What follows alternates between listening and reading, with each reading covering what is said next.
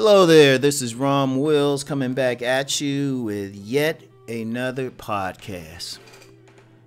People need a better relationship education. You know what, and on my Rom Wills Raw site, my Connect Pile subscription site, y'all check that out. Seriously, it's a different vibe from my Patreon or even what I do here, but you got some. I'll just say we're discussing game, but it's at a higher level, thoughtful level, right? We discussing a lot of mechanics and stuff, right? Some powerful conversations on there, right? But check it out. One of the members of the Brotherhood on there, because I call it the Brotherhood, the Raw Brotherhood, said, you know what? People are not taught how to be in relationships. Hey, think about something. We're taught how to read and write, and beyond that, we not really barely taught to write now, but we taught how to read and write and basic stuff in school. Of course, we get some propaganda, history, and all that. Might take some sciences. We do all that, go to college, and go forth and all. They get trained for jobs, but then the relationships are falling apart. But we're not in this culture. We're not taught how to actually navigate a relationship. We're not taught that. It's like you just thrown to the wolves out there, And I guess that's why you have dating coaches, seduction gurus, or whatever, and also on the woman's side, women dealing with the relationships because they weren't taught. I got something, when you think about it, there's a whole industry just teaching people how to navigate relationships because we're not taught as young people. Now, if you go back and look at some indigenous cultures, right, where they actually practice rites of passage, particularly in places like Africa, the men and the women were taught. They were taught how to interact with the opposite sex. They were taught. It was, you had some cultures, you even had some cultures where, the first experience of a young boy would be like an older woman. You had some women, their sole purpose was to break some dudes in. And you had some men, their purpose was to break some women in.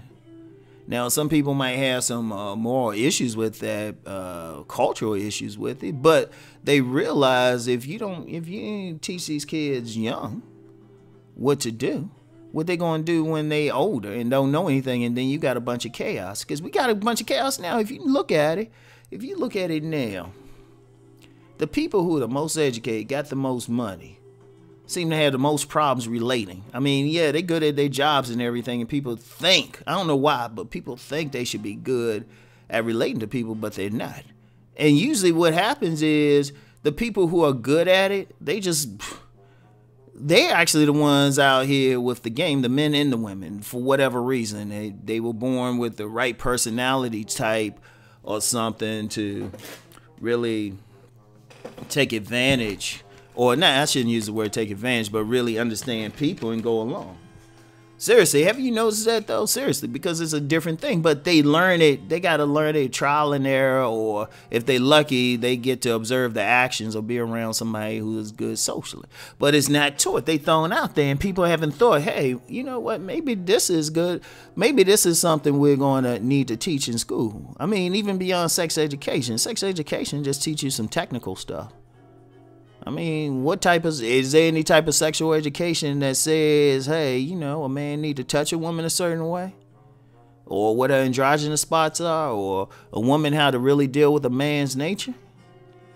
We don't have that. We thrown to the wolves and supposed to figure it out. And quite frankly, just the fact that I can live more than comfortably just talking about relationships means something. The fact that there are millions of dollars to be made in this field means, the kids aren't being taught, because that's when they should be taught. Now, we don't have to go as far as to organize the first sex thing for them.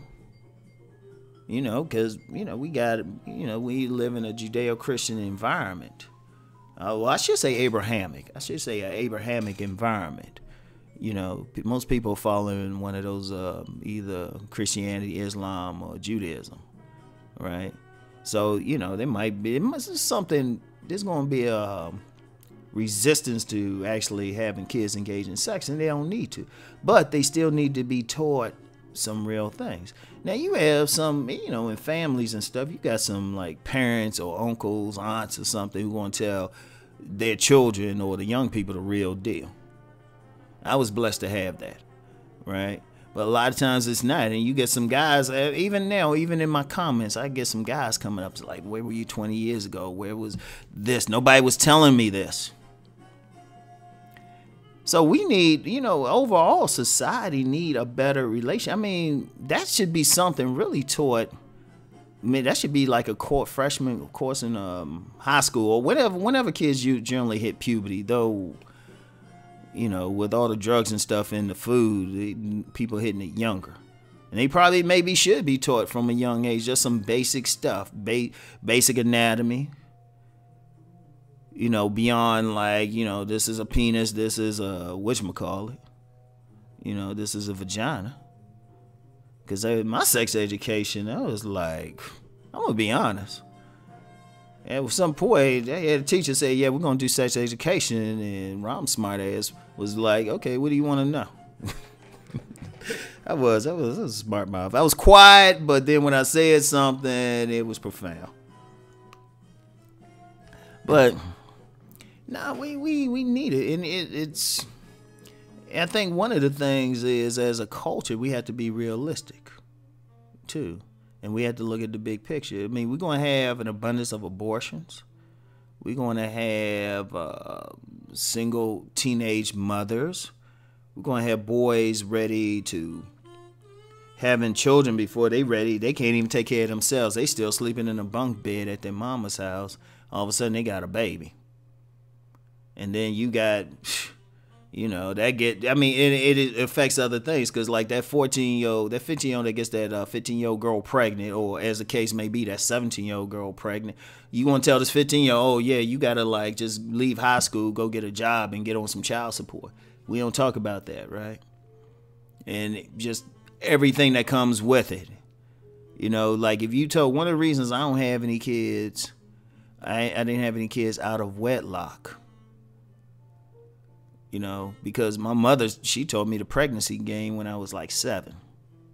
They explained, she ain't say, oh yeah, you can do, you know, you can insert your penis in her vagina or something, you can get her pregnant. She said, no, some woman might try to have your baby to keep you around. That's how she explained it to me. You know, she'll use it to trap you. That's what she told me.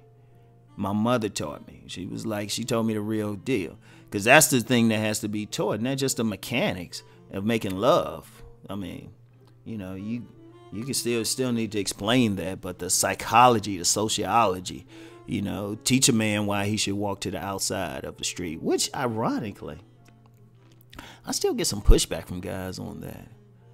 You know, that's feminization of the woman. I mean, of the man is like full speed ahead. Damn. But if I had to explain that, right? But no, we have to. Like, I talk to my sons every day. I talk to them every day and then try to address anything that just pops up.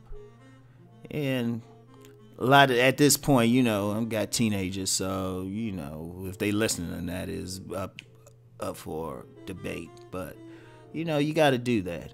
And it needs to be, you know what, we can't take, as a culture, we can't take the chance of a parent doing it. You need to have some professionals, trained professionals. You know, some trained professionals. They need to have classes on this. I guarantee a lot of stuff will go down. I guarantee teenage pregnancy will go down. If you, instead of saying, oh yeah, just abstain. Oh, you can't tell some horny ass teen. First of all, biologically, the best time for human beings to have babies is when they in their teens, biologically. Now, I know there's some people, like I know people who follow Frances Cress Wells, and she said they shouldn't have children until they're 30 and 35. That's actually a bad time. Like if you get that's why teenagers, they can pop out a baby They could be pregnant, nobody know it, be at a party or something, go out in the alley or something, pop out a baby, and then they up on their feet. They actually strong for it. You know, they could pop them out easier. They supposed to. But, you know, of course, for many reasons, you know, we don't do that in this culture. But the point is, the whole point of that is, at that age, their sex drives are the strongest. You know, their sex drives are the strongest at their age, and they need to be taught. They need to be taught. That's why you had the rites of passage. They need to be taught how to direct it, how to control it, you know. Instead of the whole thing of some woman and stuff just, you know, going out and getting with whatever the neighborhood alpha is. Or some guys or something, and they just getting with whatever woman, no matter what's going on with her. Shit, and in some hoods or something, yeah, I know there's some stuff happening, but you know, so we just need to have that. So anyway, that's my commentary for today. I'll talk to y'all later. Peace.